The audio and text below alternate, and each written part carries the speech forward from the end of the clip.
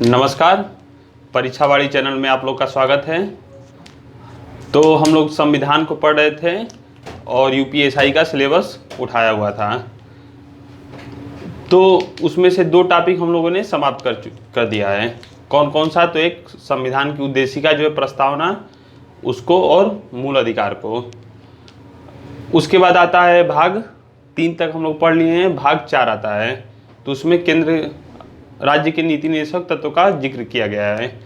तो अभी हम लोग भाग 4 को नहीं पढ़ा जाएगा, अब सीधे हम लोग चला जाएगा भाग 5 पे। उसमें केंद्र के बारे में बताया गया है। केंद्र की जो शासन प्रणाली है उसके बारे में पढ़ना है हम लोग को। तो केंद्र है भाग 5 और आर्टिकल में काफ़ी विस्तृत इसका आर्टिकल है। आर्टिकल 52 से लेके 151 तक इसका विस्तार किया गया है। तो सबसे पहले हम लोग केंद्र में पढ़ना है शासन व्यवस्था को। तो एक बार बेसिक स्तर से एक शासन व्यवस्था को समझ लेते हैं, क्योंकि उसको समझे बिना ये चीज़ें आसानी से कवर नहीं हो पाती हैं। यदि वो तैयार रहा आपका तो चीज़ें आसानी से समझ में आनी शुरू हो जाएंगी। ठीक है, तो हम लोग पहले आज शासन व्यवस्था पे बात करेंगे, किस प्रकार से शासन व्यवस्था होता है। देखिए,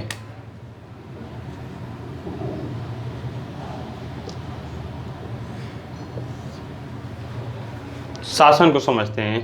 शासन क्या होता है कि एक व्यक्ति द्वारा या एक वर्ग द्वारा या एक समूह द्वारा किसी दूसरे व्यक्ति, वर्ग या समूह पे अधिकार करना, या एक तरह से बोल सकते हैं उसको रेगुलेट करना, उसको विनियमित करना, या उसको सही तरीके से संचालित करना कि इस प्रकार से आपको कार्य करना है, जैसा चाहे वैसा करना पड़ेगा। ठीक है, तो शासन व्यवस्था के बारे में हम लोग पढ़ेंगे कि किस प्रकार से इसका विभाजन किया गया है। तो देखिए, शासन व्यवस्था 2 प्रकार से किया जाता है। एक होता है राजशाही,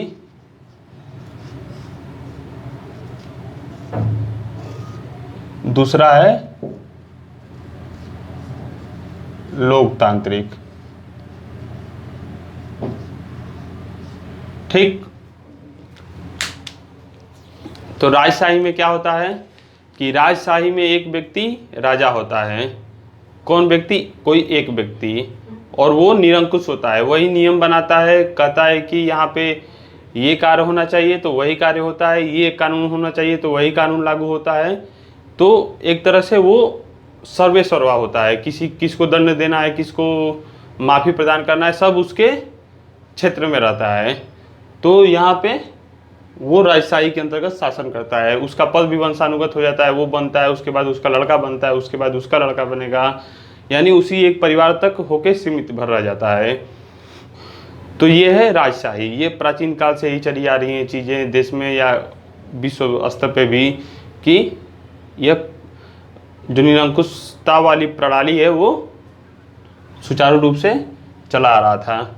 फिर लगभग आधुनिक भारत में, यूरोप में लोकतंत्र की अवधारणा उत्पन्न हुई। तो लोकतंत्र किसे बोलते हैं पहले ये जान लीजिए। तो इसका सबसे अच्छा परिभाषा अब्राहम लिंकन जी ने दिया है, जो अमेरिका के राष्ट्रपति रह चुके हैं। तो लोकतंत्र का परिभाषा उन्होंने दिया है कि जनता के द्वारा जनता का शासन ही लोकतंत्र है। क्या है कि मतलब कि जनता ही रहेगा और जनता के द्वारा ही किया जाएगा, मतलब वो कहीं वर्ग से ही चुना जाए और वो व्यक्ति उस पे, जनता पे ही रेगुलेट करे, तो वो लोकतंत्र है। ठीक, तो इसका तो काम यहीं पे समाप्त हो जाता है राजशाही का।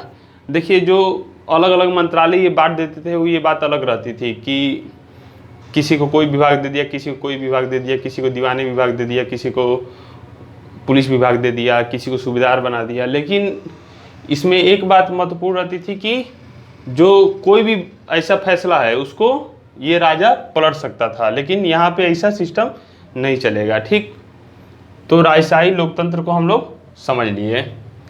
अब आगे होता है कि लोकतंत्र में भी प्रकार आया सामने धीरे धीरे, ये बातें सब विश्व स्तर पे हो रही हैं। लोकतंत्र भी दो प्रकार का होता है। एक होता है प्रत्यक्ष लोकतंत्र,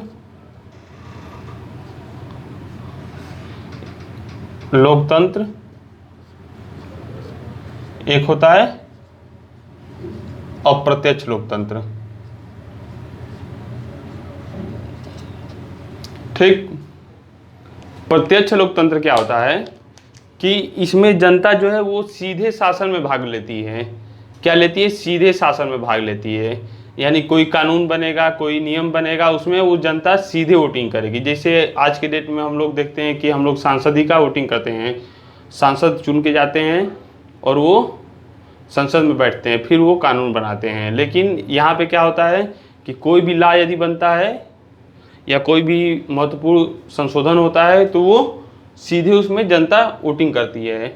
एक जो सामान्य कार्य है उसको करने के लिए एक सरकार का गठन भले ही किया जाता है, लेकिन वहाँ पे बाकी जो विशेष कार्य हैं उसके लिए जनता सीधे उसमें शासन में भाग लेती है। इसका लक्षण है कि इसमें एक और लक्षण रहता है कि यहाँ से लोगों को वापस बुलाया जाता है। जो सरकार बनाई जाती है उसको वापस बुलाने की भी प्रक्रिया इसमें चलती है। क्या है कि यहाँ पे भारत देश में देखेंगे आप लोग कि हम सांसद को 5 साल के लिए चुन लेते हैं, लेकिन प्रत्यक्ष जो लोकतंत्र जहाँ पे लागू है वहाँ पे वो 5 साल के पहले भी वापस बुलाए जा सकते हैं। भारत के संविधान में तो ऐसा प्रावधान है नहीं, लेकिन यहाँ पे रहता है। तो इसको वापस बुलाने की भी यहाँ पे प्रणाली चलती है। लेकिन ये भारत जैसे देश में संभव है नहीं कि इसको सही ढंग से लागू किया जा सकता है। यह एक छोटे देश पे ही लागू हो सकता है। इसका एक उदाहरण है देश स्विट्जरलैंड।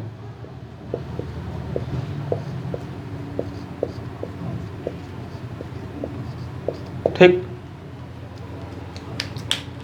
तो स्विट्जरलैंड में प्रत्यक्ष लोकतंत्र लागू है। फिर अब बात आती है अप्रत्यक्ष लोकतंत्र की। तो अप्रत्यक्ष लोकतंत्र क्या होता है? तो अप्रत्यक्ष लोकतंत्र में क्या होता है कि जनता अपना एक प्रतिनिधि किसी को चुनती है।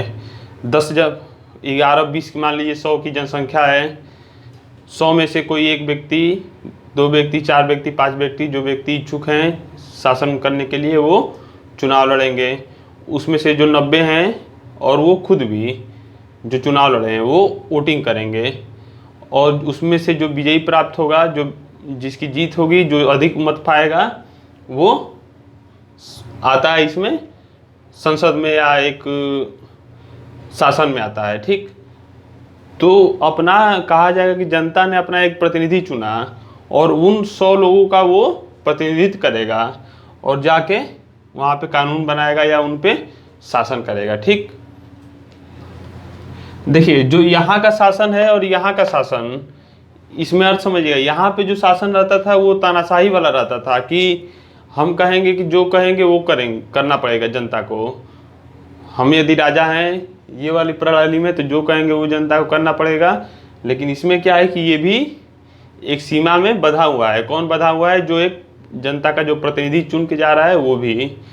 तो शासन का अर्थ यहाँ पे वो मत लीजिएगा जो यहाँ पे ले रहे थे। ठीक, लेकिन जो नॉर्मल नियम रेगुलेशन है वो यह अप्रत्यक्ष लोकतंत्र में वो करता है। अप्रत्यक्ष लोकतंत्र भी 2 प्रकार का होता है।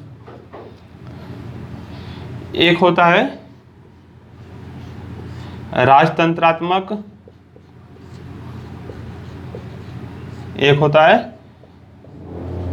गणतंत्रात्मक।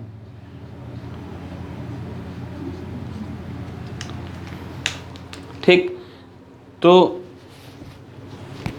राजतंत्रात्मक में क्या होता है कि जो देश का जो प्रधान होता है, देश का जो प्रधान होगा वो वंशानुगत रूप से चलेगा और बाकी जो कार्य है वो जो चुनाव जीत के आए हैं प्रतिनिधि वो कार्य करेंगे। ठीक, जैसे इसमें क्या है कि ये वाली जो प्रणाली चल रही थी राजशाही वाली, इसमें से क्या हुआ कि जनता ने अधिकार मांगा। जनता ने अधिकार मांगा तो इसने कहा कि ठीक है आप लोग कानून बनाइए, लेकिन देश के सर्वा हम ही रहेंगे। और ये सरकार की सलाह से ही अब ये कार्य करेगा। तो यहाँ पे जब कार्य करने वाले जो हैं जनता के प्रतिनिधि हो गए हैं, यानी अप्रत्यक्ष लोकतंत्र के माध्यम से आ गए हैं, और देश का जो प्रधान है वो वंशानुगत पद है, मतलब कि इसी क्रम में आ रहा है ये, तो यहाँ पे ये राजतंत्रात्मक हो जाता है। ठीक, तो इसमें क्या होता है कि इसका सबसे अच्छा उदाहरण है ब्रिटेन। ब्रिटेन में राजतंत्रात्मक प्रणाली है, वहाँ पे संसद है, हाउस ऑफ लॉर्ड्स है, हाउस ऑफ कॉमन्स है, लेकिन जो देश का प्रधान है वो वहाँ का राजा ही है। ठीक, लेकिन गणतंत्रात्मक में क्या होता है कि देश का जो प्रधान है वो वंशानुगत नहीं रहेगा, यानी जो देश का प्रधान का पद है वो वंशानुगत नहीं रहेगा। भारत का जो गणतंत्रात्मक है वो उसमें कहता है कि देश का कोई भी पद वंशानुगत नहीं रहेगा। ठीक, वंशानुगत मतलब कि हम बनेंगे तो जन्म से ये अधिकार पा गए कि हमारा लड़का भी राष्ट्रपति बने, वंशानुगत से तात्पर्य यहाँ पे ये है। ठीक, तो यहाँ पे गणतंत्रात्मक है। अब देखिए, देश आज़ाद हुआ 15 अगस्त 1947 को, लेकिन 26 जनवरी 1950 को गणतंत्र हुआ, यानी उस दिन संविधान लागू हुआ। तो संविधान की सारी विशेषताएं गणतंत्रात्मक हैं। तो 26 जनवरी को हम लोग गणतंत्र दिवस इसीलिए मनाते हैं कि 26 जनवरी 1950 से ये हो गया कि कोई भी देश का पद वो वंशानुगत नहीं रहेगा। ठीक, तो इसीलिए 26 जनवरी 1950 को लोकतंत्र गणतंत्रात्मक मनाया जाता है, और 15 अगस्त 1947 को स्वतंत्रता दिवस मनाया जाता है। अब यहाँ पे भारत की बात करेंगे हम लोग। भारत इसका ये उदाहरण है, भारत है, अमेरिका है।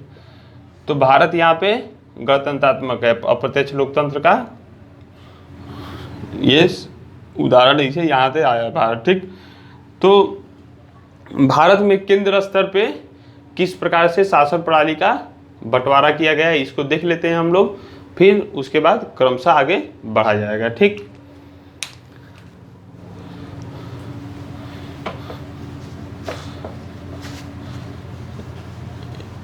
यहाँ तक आप लोग को समझ में आया होगा।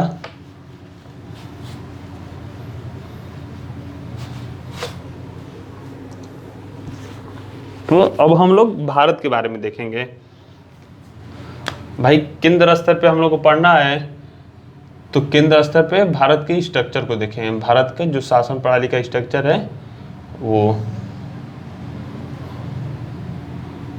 केंद्र में भी ये संविधान द्वारा हम लोग में यही पढ़ना है, जो संविधान में दिया गया है भाग 5 में, उसमें यही क्रमशः पढ़ना है।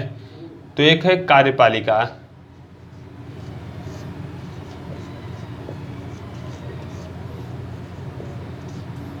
एक है विधायिका,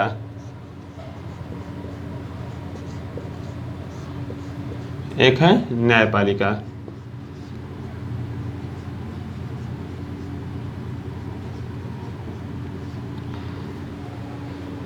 केंद्र स्तर पे पढ़ने के लिए इसको जानना बहुत ही आवश्यक है, क्योंकि इसको जाने बिना आदमी का बेस क्लियर नहीं हो पाता है। जब बेस मजबूत रहेगा तो आगे की चीज़ें आसानी से आप कवर कर ले जाएंगे। तो कार्यपालिका क्या होता है, विधायिका क्या होता है और न्यायपालिका क्या होता है, ये हम लोग जान लेते हैं। देखिए, देश में जो लोकतांत्रिक प्रणाली लागू है उसमें क्या होता है कि हम लोग एक अपना प्रतिनिधि चुनते हैं। वो जाती है, कुछ प्रतिनिधियों का जगह जगह से जो प्रतिनिधि आते हैं वो मिलके एक विधायिका का निर्माण करते हैं। तो ये विधायिका में बैठते हैं। ठीक, और विधायिका जो है वो कानून बनाती है, कहती है कि मिलके अपना अपना प्रतिनिधि अपने अपने हिसाब से एक मिलजुल के अपनी सर्वसम्मति से कानून बनाएगी। तो कानून ये बना दी। ठीक, फिर क्या होगा कि इसको लागू कौन करवाएगा, तो ये कार्यपालिका का कार्य है। ठीक, यह कह दिया कि आज से यह विधि बन गई है। जैसे कि कोई विधि बनी, आप लोग को मैं उदाहरण देता रहता हूँ, तो आईपीसी की जानबूझ के देता हूँ कि चीज़ें समझ में आती हैं, क्योंकि सीधे अपराध से बातें बताने में आपको समझने में आसानी रहेगी और मुझे बताने में भी आसानी रहेगी। ठीक, तो देखिए, देश में अनेकों विधियाँ लागू हैं, वो तो ये आईपीसी एक पार्ट है, तो उसमें से केवल एक का उदाहरण मैं दिया करता हूं, ठीक। तो मान लीजिए कहीं ये विधि बनाई कि हत्या अपराध है, तो यहाँ पे कार्यपालिका का कार्य है कि उसको लागू करवाए, कि कार्य ऐसा होना चाहिए, विधायिका ऐसा कार्य की कि ये कार्य होना चाहिए, यानी कोई रोड का निर्माण करवाना है या कोई सड़क का या रेलवे का निर्माण करवाना है, कोई भी कार्य करवाना है, तो यहाँ से यह पास होता है कि यह कार्य होना चाहिए इस नियम के हिसाब से। और कार्यपालिका क्या करेगी कि उस कार्य को करवाएगी, ठीक है। और न्यायपालिका का कार्य है कि इसकी जांच करना कि विधायिका ने जो कानून बनाया है वह जो नागरिक हैं उनके मूल अधिकारों को बाधित तो नहीं कर रहा है तरह तरह के, या केंद्र राज्य का जो संविधान में बंटवारा किया गया है, जिस प्रकार से शक्तियाँ संविधान के द्वारा केंद्र को दी गई हैं उसी प्रकार से शक्तियाँ राज्य सरकार को भी दी गई हैं। जो हम लोग राज्य को देखते हैं अपने अपने राज्य, जैसे मैं यूपी का हूँ, कोई मध्य प्रदेश का है, कोई बिहार का है, कोई छत्तीसगढ़ का है, तो इस प्रकार से हर राज्य में एक विधानमंडल बना हुआ है राज्य की। तो उस विधायिका उस राज्य के विधानसभा के पास भी शक्ति होती है और केंद्र के पास भी शक्ति होती है, तो दोनों में आपस में एक दूसरे का सीमा को तो नहीं लांघ रहे हैं, ये भी जांच करना न्यायालय का कार्य होता है। या जो यह विधायिका ने विधि बनाई हुई है या कोई भी विधि बनी हुई है, उसको यदि कोई नागरिक नहीं मानता है तो उसको दंडित करने का भी कार्य न्यायपालिका का होता है। तो देखिए विधायिका में यहाँ पे कौन कौन शामिल है, एक है संसद और दूसरा है राष्ट्रपति, ठीक। संसद कौन है, तो एक है, दो भाग में ये भी है, एक है लोकसभा और दूसरा है राज्यसभा, अब फिर एक राष्ट्रपति हो गया। कार्यपालिका में कौन है, आज गर्मी कुछ ज़्यादा ही है जिससे कि काफ़ी पसीना निकलने लग रहा है। तो लोकसभा और राज्यसभा है, राष्ट्रपति है। लोकसभा में सीधे जो जनता के प्रतिनिधि है, जो हमारे सांसद होते हैं वो बैठते हैं। राज्यसभा में जो राज्यों के प्रतिनिधि होते हैं, जो विधानसभा के निर्वाचित सदस्य होते हैं, वो आपस में मिलके एक लोग को चुनते हैं अपने अपने क्षेत्र से। 4 विधायकों को मिला के एक क्षेत्र दे दिया जाता है, वो आपस में चुनते हैं, तो वो राज्यसभा में बैठते हैं। तो कोई भी बिल पास होगा वो यहाँ से और यहाँ से पास होगा, वही तभी कानून बन पाएगा। यानी राष्ट्रपति, राज्यसभा, लोकसभा कौन है, विधायिका है। अब देखिए भारत में एक चीज़ और है, कार्यपालिका में भी राष्ट्रपति है। कार्यपालिका के जो सदस्य हैं, तो इस कार्यपालिका का जो शीर्ष है, जो सर्वोच्च अधिकारी है, वो राष्ट्रपति है। फिर राष्ट्रपति कैसे कार्य करेगा, अपनी इच्छा के अनुसार तो कार्य करेगा नहीं। तो जो विधायिका इसके और इसके सदस्य हैं वो मंत्री भी बनते हैं अपने अपने विभागों के। तो जो मंत्री परिषद होती है वो इसका सलाह देती है इसको, तो इसके अधीनस्थ वो एक कार्य करते हैं और ये सलाहकार बोर्ड रहती है। तो देखिए कितना अच्छा वो दिया गया है कि विधायिका के ही लोग कार्यपालिका में भी आ गए हैं, ठीक। फिर न्यायपालिका कार्य है, आपको बता ही दिया। न्यायपालिका के उदाहरण जैसे सुप्रीम कोर्ट,